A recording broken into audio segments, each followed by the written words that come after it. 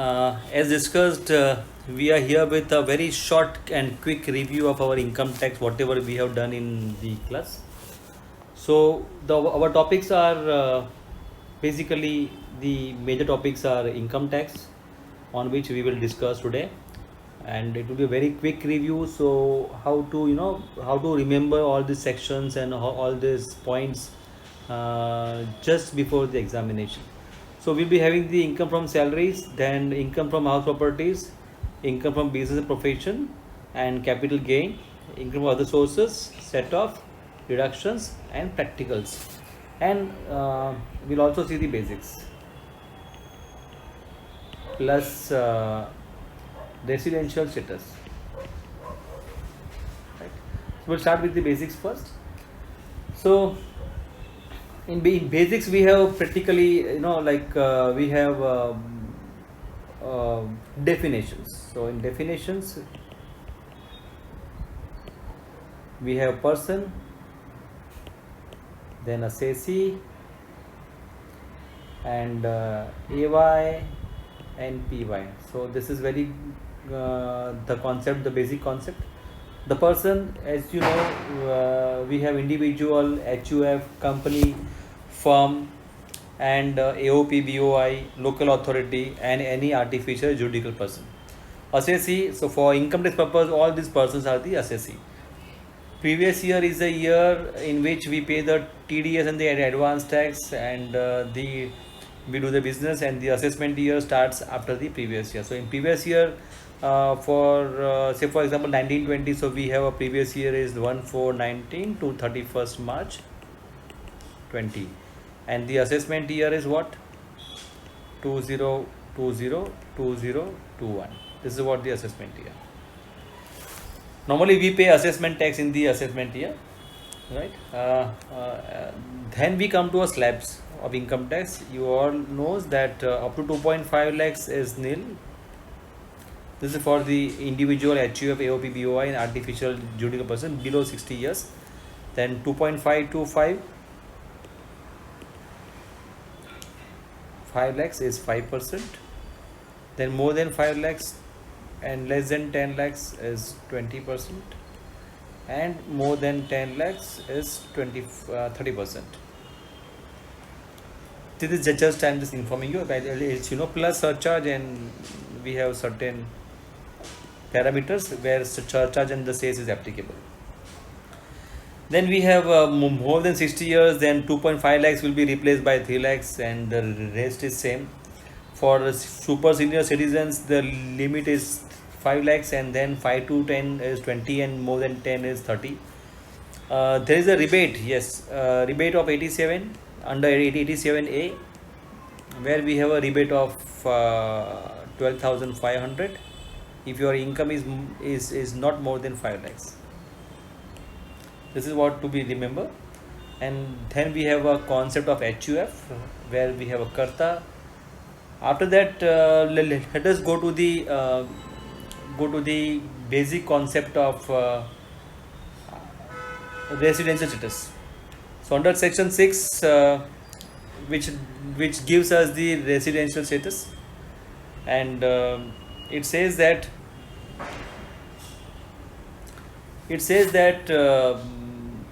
the basic condition of residential status is section 6. So there are two conditions, A or B. If any of these two, if you comply, then you will become resident. And there are additional conditions where you have A and B. Here is A and B. So both the conditions, if you satisfy, then you become the ordinary resident.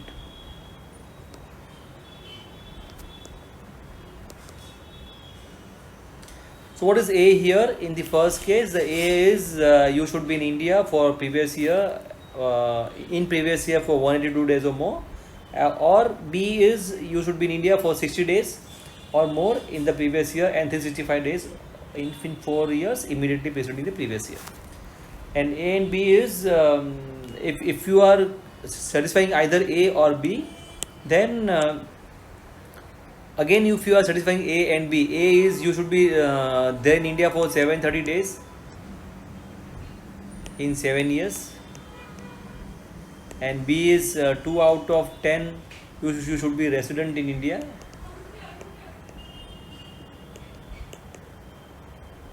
So if you are satisfying the A or B and additional conditions A and B, then you will be RN OR. Otherwise you will be RN NOR, not ordinary resident. And suppose if you are not satisfying either A or B, none of these two, then you become the non-resident. This is what the basically the condition of section 6. Similarly, we have for HUF, if you are resident, then control and management of its affairs is wholly or partly situated in India. If not, then you are non-resident.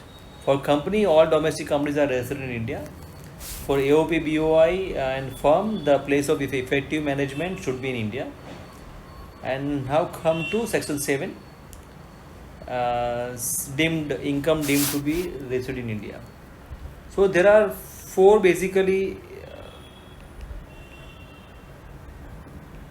income deemed to reside in India. It says 1, employer's contribution, if it is more than 12%, then it is income deemed to be resident in India. Interest more than 9.5% on the recognized provident fund, then it is income deemed to be resident in India. Third is transfer of balance from URPF, unregistered provident fund, to registered provident fund, then only employer's contribution. Then this income is deemed to be resident in India. And the fourth is contribution made by the employer in the previous year to the account of employee under a pension scheme. So in ATCCD, if employer's contribution is there more than certain amount, then it will be income deemed to be resident in India. This is basically I am preparing for the examination point of view, so I am just giving you the overview only. And now we come to section 9. So what is section 9? It's very interesting. Income deemed to be accrue or arise in India.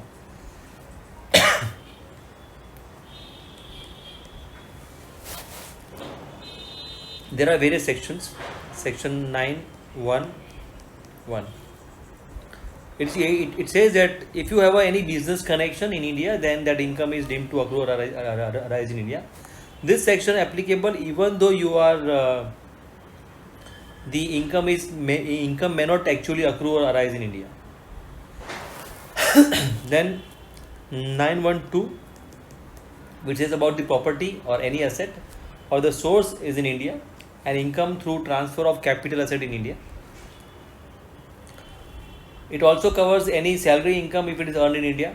Then 9(1)(3), it is about the salary paid by the government to Indian citizen for the services outside India. Then we have 9(1)(4). 9(1)(4) is dividend by an Indian company outside India.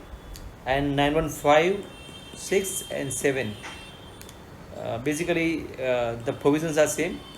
This is interest, royalty and FTS, fees for technical services.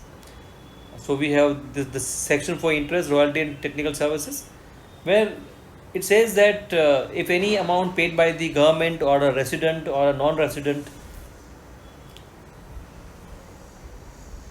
payable to non-resident, or by the government, by the resident or by the non-resident, then if that money is not used for the purpose of business or any loans in India, then it will be taxable. If it is used in India, then taxable. If it is not used in India, it is not taxable. For example, royalty. If some designs or something is given to a person and he has used that particular design in India for some production purposes, then the royalty will be taxable in India. This is just a small example I gave you. Now we come to the income from salary. So IFS. Basically, in income from salary, the main test is income from salary is employer-employee relationship. Employer-employee relationship. If this test is there, then you can cover into the income from salary. So partner salary is not a salary, but it is the income from business and profession. Because in that case, no employee-employer relationship is there. Director remuneration will come under the salary, and it is chargeable. The salary is chargeable either on a accrual basis or on a receipt basis, whichever is earlier. So this is to be kept in mind. So advance salary is always taxable, right? Advance against salary is not taxable. Loan taken from the employer is not taxable, right? So we go to the first deductions. So there are in salary we have three parts. One is deductions, one is exemptions, and perquisites. So in deductions we have section 16. There we have 3: profession tax, entertainment allowance,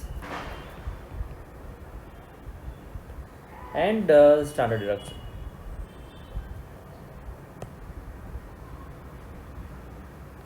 This is 50,000 for this assessment year 2021. In exemptions, we calculate what? Exempt amount. And perquisites, we calculate the taxable amount. For every exemption calculation, for every deduction calculation, for every perquisites, the meaning of salary is different.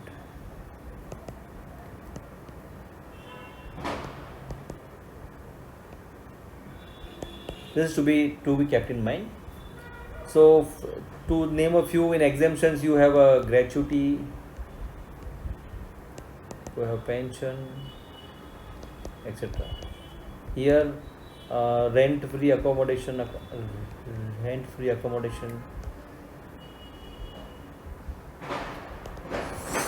sweeper salary,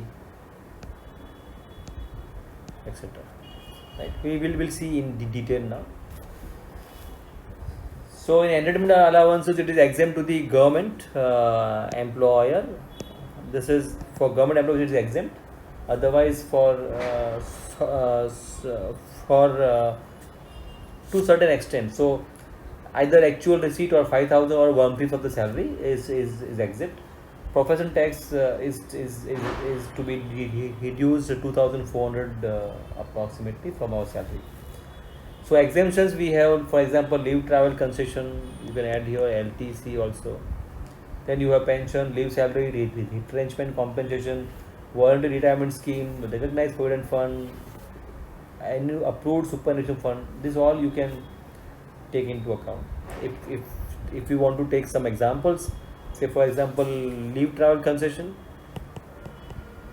So it is allowed for the block of 2000 January 2018 to December 2021. This is the block in which 2 times it is exempt and 2 times taxable. For any traveling you do within India, for economy class and all that.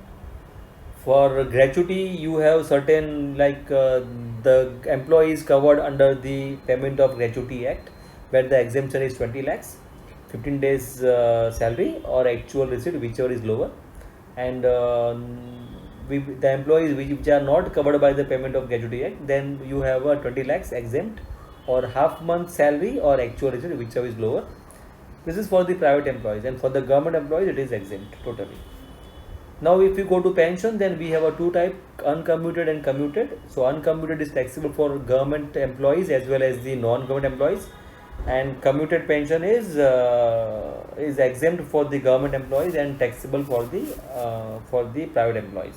And in that also we have a exemption of one third of the amount of the pension if the employee has received a gratuity, or if the employee has not received the gratuity, half of the amount of the commuted pension which he would have been received if he has commuted 100%.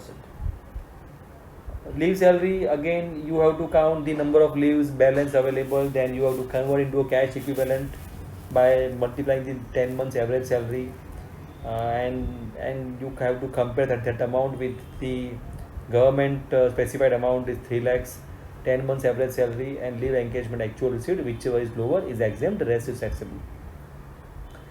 Then rest is only calculative, retrenchment, then voluntary retirement compensation, again only a calculative. So we go to now the part of perquisites. In perquisites there are actually there are 7 types. First of all, if you are a specified employee, then all the perquisites are taxable. If you are non-specified employee, then some of them are the exempt. So first perquisites is rent-free accommodation.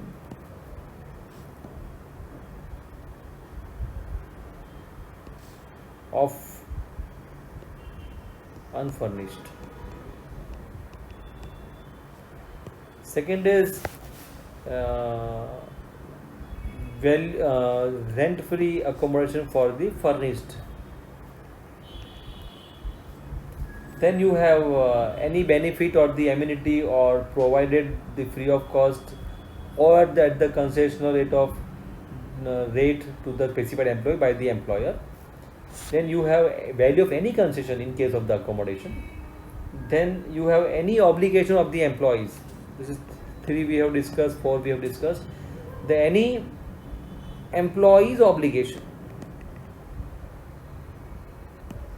The employee's obligation, here you can write any benefit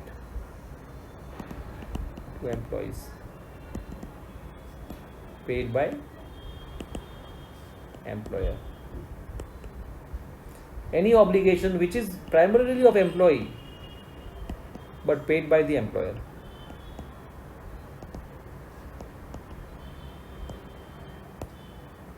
This is also taxable. Then we have sweat equity shares, and then we have anything contributed by the company on a superannuation fund more than 1.5 lakhs. Then it is taxable under the perquisites. Then lastly we have any fringe benefit given to the employees is taxable. So I am not going into the detail of the each perquisites except the motor car. So we'll go to the motor car now, the last perquisites. So in motor car,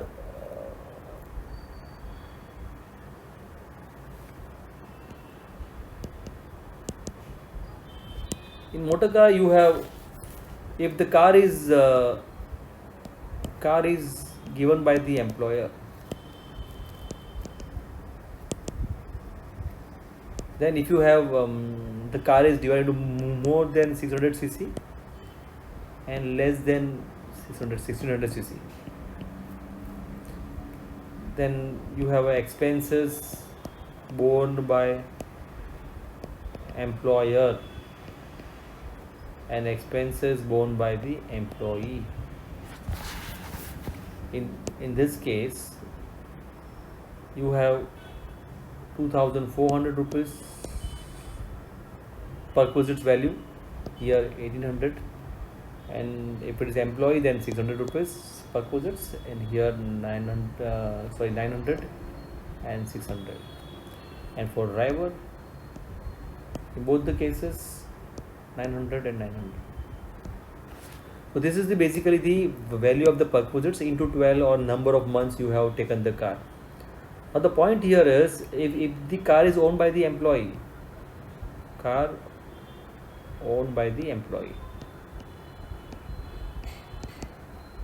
in that case what happens? Then whatever the actual expenses you have done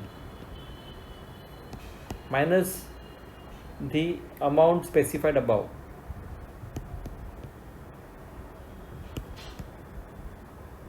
About this one.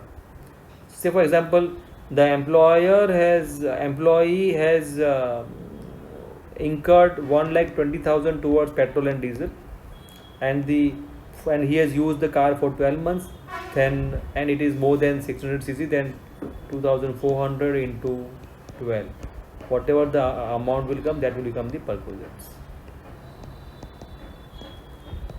And if we take the example of the above, for car is owned by the employer, then the perquisites value will be,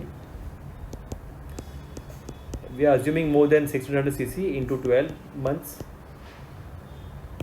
is perquisites, right?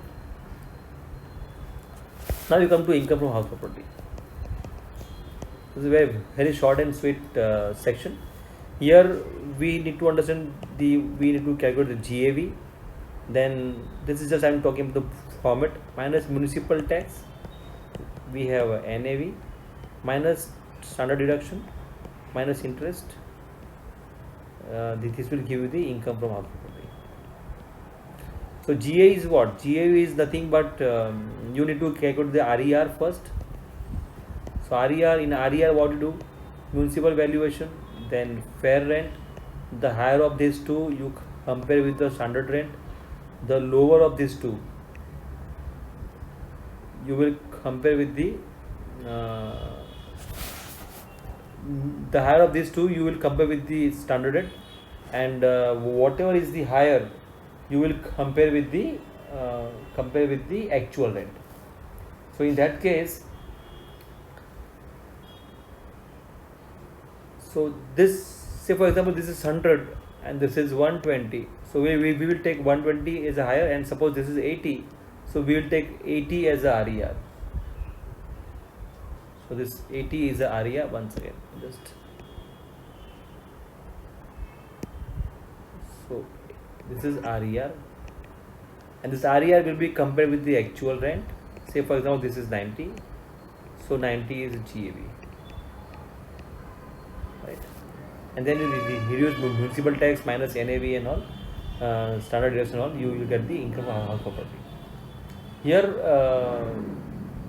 generally this is the case, and there are some certain concept here that if it is unrealized rent, this is taxable.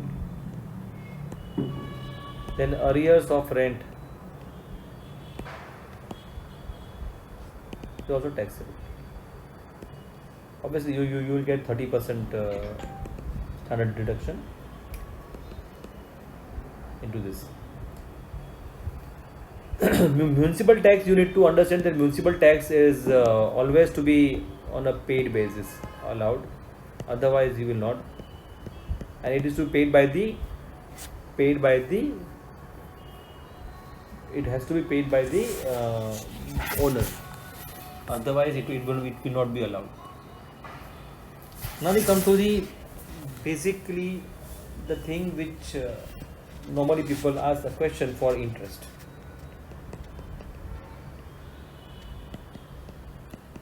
So there are three type of properties. One is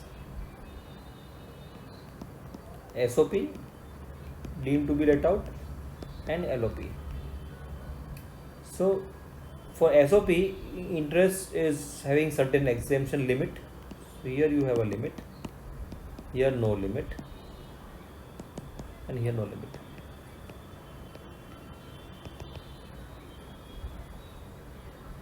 So if you look at interest, so interest is deductible on the basis of the accrual, even though it is not paid.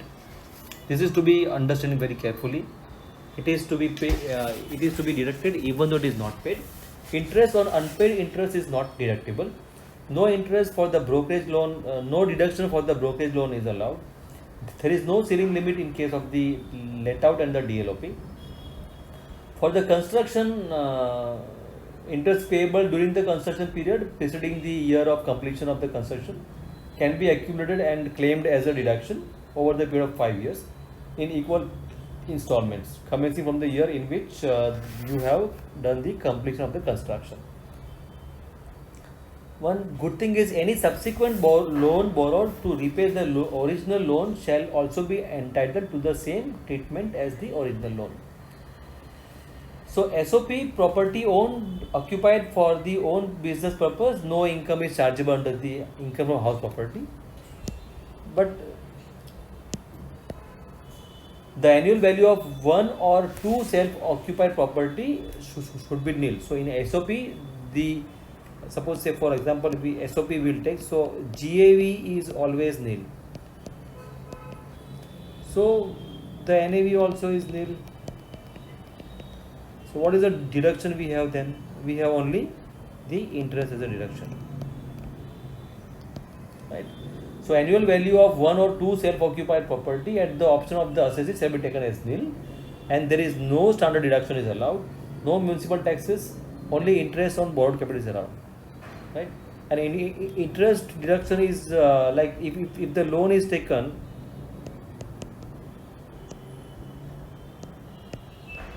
prior to 1,499, then 30,000. After 1,499, then it is maximum you can claim at in this assessment year is rupees 2 lakhs, right? And to claim this deduction, assessee shall furnish a certificate from the person to whom the interest is payable on a capital borrowed. As I said, deemed to be let out, there is no such thing. Now we come to the income from business and profession.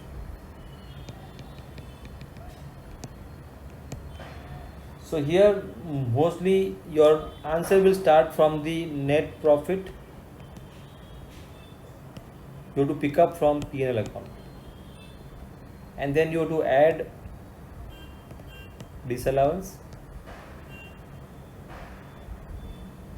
less allowance, and this will give you the taxable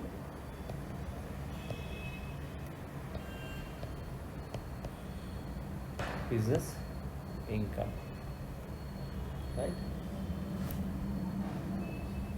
You can also write add disallowance or item credited but taxable, item not credited but taxable, and here you can say item credited but exempt or taxable elsewhere in other heads. थोड़ा cramp हो रहा है लिखने में because it's a fast view, so थोड़ा cramp होगा. Then we have a concept here is a depreciation, block of asset, ये सब आपको करके जाना है. Then we have additional depreciation, which is 20% on plant and machinery only. Then in depreciation, another concept is if use for more than 180 days, full depreciation, and less than 180 days, half of the depreciation, half of the rate.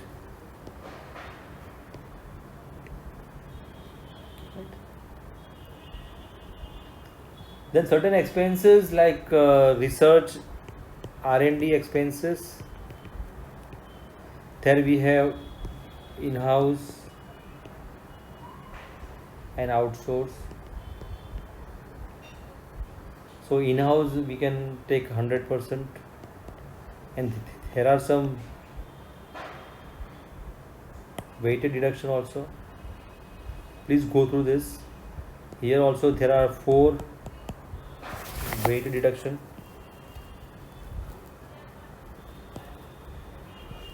With basically for scientific research and the statistical research.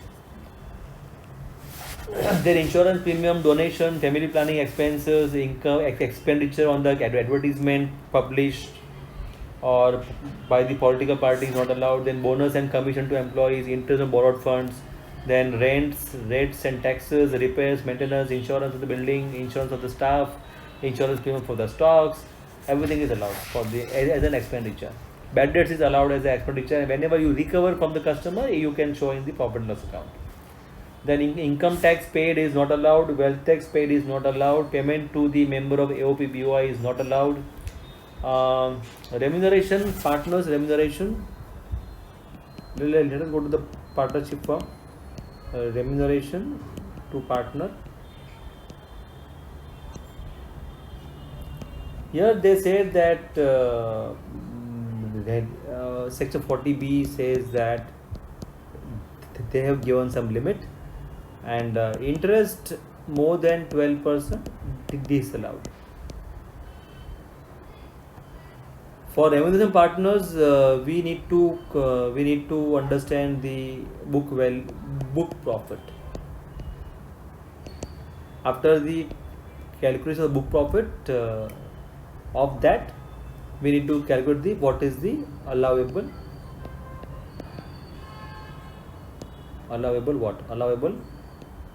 remuneration to part. Formula goes like this: on the first 3 lakhs of the book profit, or in case of loss, here you can take 90% of book profit, or rupees 1.5 lakhs, whichever is higher, and balance amount, that is 60% of the book profit. This is what the section 40B says, that how you can divide your table for the partnership firm. Section 40A says that payment to relatives is not allowed, but allowed if it is reasonable. Then 40A1 says that overseas payments are deductible only if the applicable taxes are deducted at source and paid. If the payments are disallowed in the current year, but because the taxes are not deducted or paid, they shall be allowed in the year of payment whenever you make the payment of TDS. 40A1 also says that there will be 100% disallowance in case of any interest, royalty, fees for technical services, or any other sum chargeable under this act which is payable outside India or in India to a non-resident or to a foreign company on which tax is deductible at source, and will be allowed only if the tax is paid. 40A1 1A is for disallowance in case of TDS is not deducted at the time of the making the payment for the resident. This is for NR, this is for resident. So here 100% disallowance, and here 30% disallowance.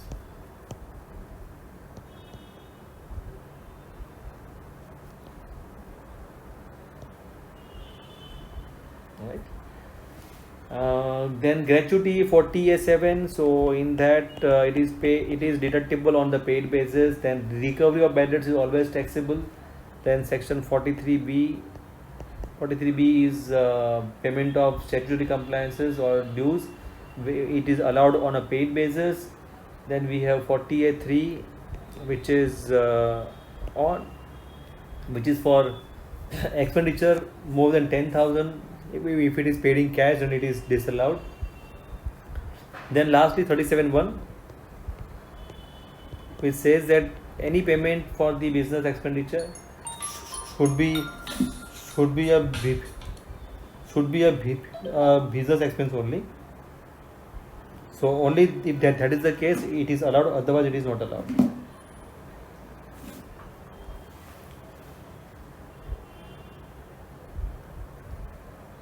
Now we come to the capital gain.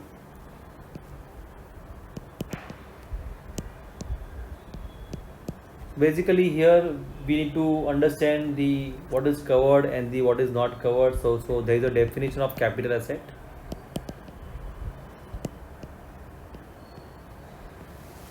Then we have a division of short term and a long term asset. So it says that equity shares, preference shares, other listed securities and units less than 12 months is a short term. Unlisted shares, land and building less than 24 months is a short term. And other than these two, less than 36 months are short term. So over this, these are all the long term. Then definition of transfer is sale, exchange, extinguishment of rights, compulsory acquisition, conversion into stock in trade, and part possession. So what are the exclusions of the definition is distribution of the assets by the HUF, gift, will, irrevocable trust, holding subsidiary transaction, merger, demerger, conversion of debentures, bond into shares, conversion of firm into company, and property concern into a company and all. So the format goes like this. So the first of all, we will take sales consideration,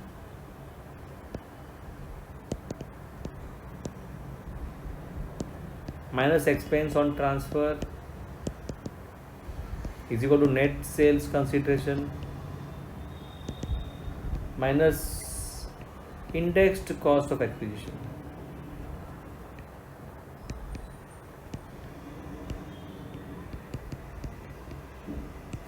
Then we have a indexed cost of improvement.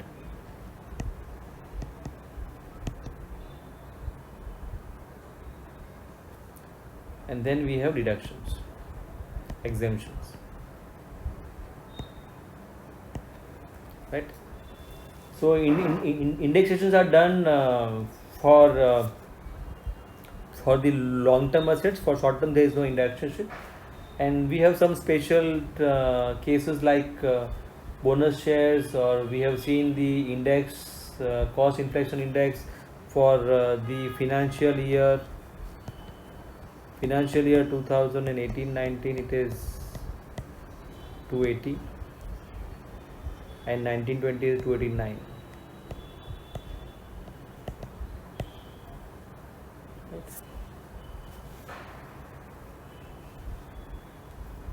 So the indexed cost of acquisition to be worked out by dividing the base index and multiply by the index of the sale year, and we can take the cost of acquisition in the numerator or fair market value, whichever is higher, or as the case may be, and indexation start with the 2001.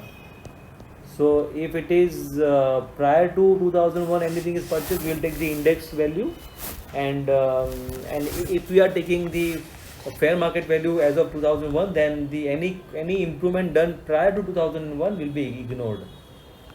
There is a concept of previous owner, section 49(1). So previous owner.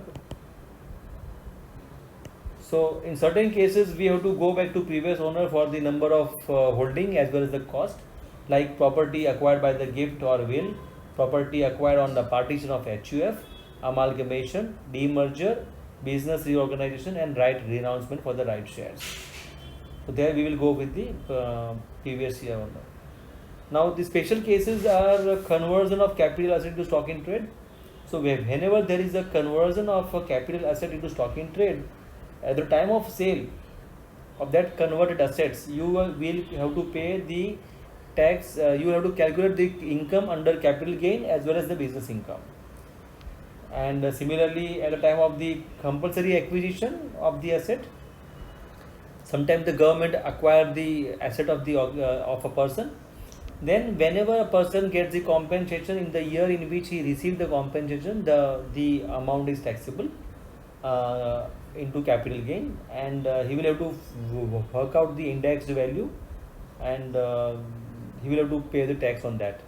And if there is an enhanced compensation after fighting with the case, then on enhanced compensation the full amount is taxable, because the cost of acquisition he has already taken into account in the previous calculation. Sometimes he may also get the interest on the delayed payment of the compensation, then that interest will go into the income from other sources. So exemptions are section 54. Under 54, whenever you sell your residential premise, then you can get the exemption if you purchase another residential premise within 2 years of transfer of shares, or uh, within 1 year before transfer of your residential premises. I repeat, whenever you sell your property, then you can buy one property within 2 years after the sale, or within 1 year before you sell. So that particular property value, whatever you have purchased, you can reduce from your capital gain.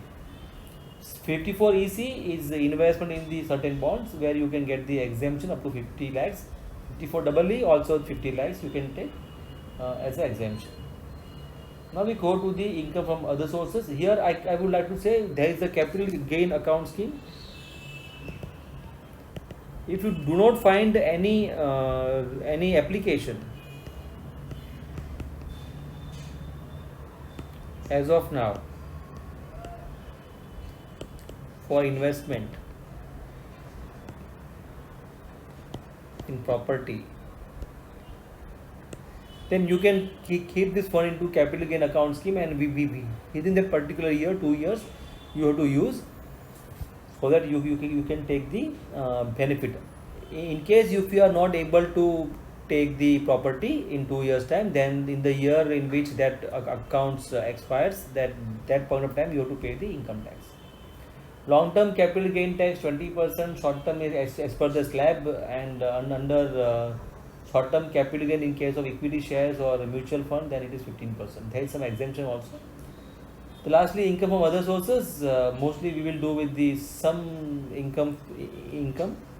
So income from other sources, we have basically we have dividend, then winning from lotteries, then interest on securities, rental income of machinery, plant or furniture, and some received under the Cayman insurance policy, and gift. So winning from lotteries 30% taxable, interest on securities whatever the TDS cuts by the bank, etc.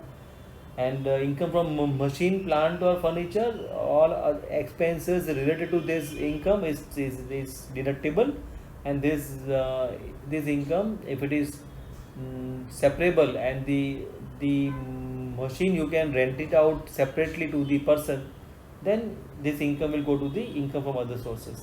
And if you are renting it out, the building as well as the machine, then the building part will go to income from house property if the rent agreement is separable, and the plant and machinery rent will go into the income from other sources. For gift, any sum of money, property is received without consideration or with inadequate consideration, it's taxable. They have defined the word property under the gift. So property is land and building, or both, shares and securities, jewelry, archaeological collection, drawings, paintings, sculptures, any work of art, bullion, etc. And if it is given to somebody without any consideration or inadequate consideration after 1 October 2009, it will be taxable. The maximum limit is 50,000 rupees from non-related person.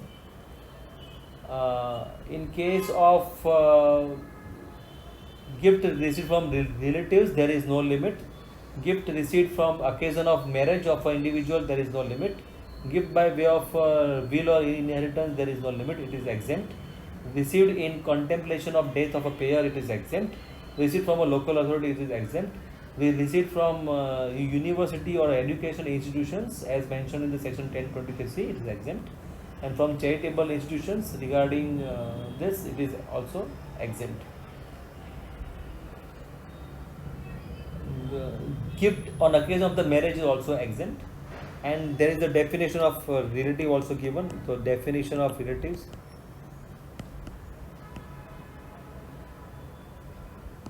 here you have spouse of an individual, brother or sister of an individual, brother or sister of the spouse of the individual, brother or sister of the either the parents of the individual, and any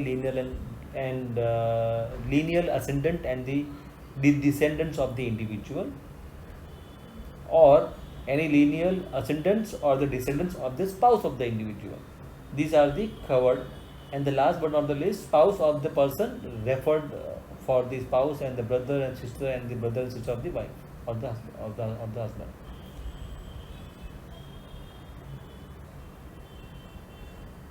And Then we have a set off and carry forward. So the last is set off. We are not going to discuss the deductions. You can do it of your own. Set off. Here the first is the inter source adjustment.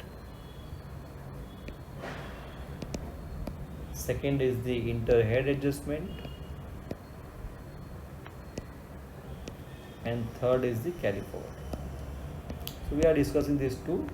Inter source means within that source, like within the income from business and profession, within the income from house property, within the income from capital gain, etc. So certain strict rules are there. The loss of any source can be adjusted against the income of any other source of the same year. But there are certain exceptions. Loss from the speculation business, we have to choose the same head. Loss from the activity of owning and maintaining of the race horses, same income we should set off. Loss cannot be set off against the winning from lotteries, crossword puzzles, horse races, etc. And loss from the exempt category of income cannot be set off against the taxable source of the income. Short-term capital loss can be set off against the short-term capital gain and the long-term capital gain. Long-term capital loss can be set off against the long-term capital gain. Loss from non-speculation business can be set off against the income from speculation as well as the non-speculation. And the loss from a house property can be set off against the income from any other house property. This is section 70 which we have discussed. Now we go to section 71. Here, if any other head after doing the first step, this is the first step compulsory which we need to follow. This is the second step we need to follow. After this, going to the first step, if we are going to the second step, and then the net result of computation is in respect of the head of income is excluding capital gain is loss, then the same can be set up against the income from any other heads. So you need to remove the capital gain while we adjust against the any other income. There are certain exceptions, like loss in the speculation business you cannot set up, loss from the activity of owning and maintaining of the horse races, then winning from lotteries, then loss under the capital gain cannot be set up against the any other head, and business loss cannot be set up against the salary. These are the certain points, and section 71 should follow only after section 70. This is must. And no order of priority is given. One should set off those losses for which there is no carry forward, and no option is given to assessee for not to set up the losses, right? And any other exempt income, you cannot set off the loss of the exempt income towards the any other heads. So this is what you need to keep in mind, right? For the deductions, I'll just say that these are very simple deductions for the examination point of view. 80C, then 80D, then 80DD. 80C basically 1.5 lakhs, or you can say investment. 80D is mediclaim. 80DD is for medical treatment.